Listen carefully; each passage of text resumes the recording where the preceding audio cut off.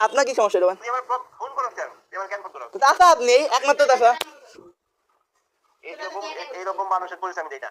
এরকম মানুষের বইতে দেন না। আপনার দর্শককে বইতে দেবেন। আপনার ভাই দর্শক করতে যদি এরকম ঘটনা ঘটেই থাকে আপনার ভাই দর্শক তখন ফাঁসি মামলা থাকতো।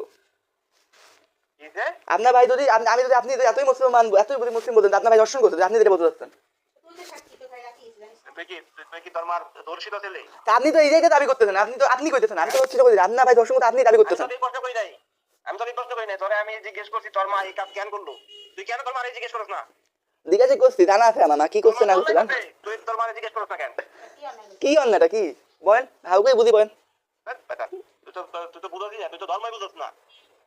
কি অন্যায় করতে বিয়া কাবিন নাম আছে আমার মাই ভোটার আইডি কার্ড আমার আবার নাম আছে। আজকে ভদ্র মতো কইলাম যে জীবনে কোনোদিন আমার ফোন দিবি না।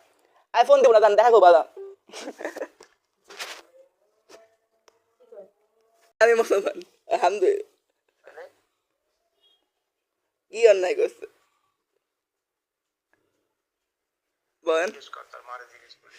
এই সমস্ত ফোন আমার দিবি না, কখনো ফোন দিবি না। কেন দিব? আমার আব্বাই তো বলে আপনার সাথে কথা বলতে। আরে কে শিখায় দেয় আমারে ফোন করতে? আমার আব্বাই বলছে ফোন দিবি না আর কোনোদিন আমার সামনে আসবি না, আমি না করলাম। আই আপনার সামনে আসবো না আপনার সাথে দেখাই করবো কোরবানি দেয় কোয়া কই করবো সমস্যা নেই। কোনোদিন না তুই পৃথিবীতে বেঁচে থাকতে কোনোদিন এই স্বপ্ন দেখবি না যে তুই আমার সামনে দাঁড়াবি। স্বপ্ন না এটা আমার অধিকার। স্বপ্ন বলতে পারবো না এটা আমার অধিকার। তোর অধিকার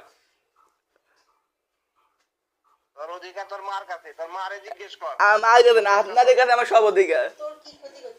আপনার আমি আমার মা কি ক্ষতি করছে এটা কোন আপনার কি ক্ষতি করছে? আপনার কি সমস্যা রোমান? তুই আমার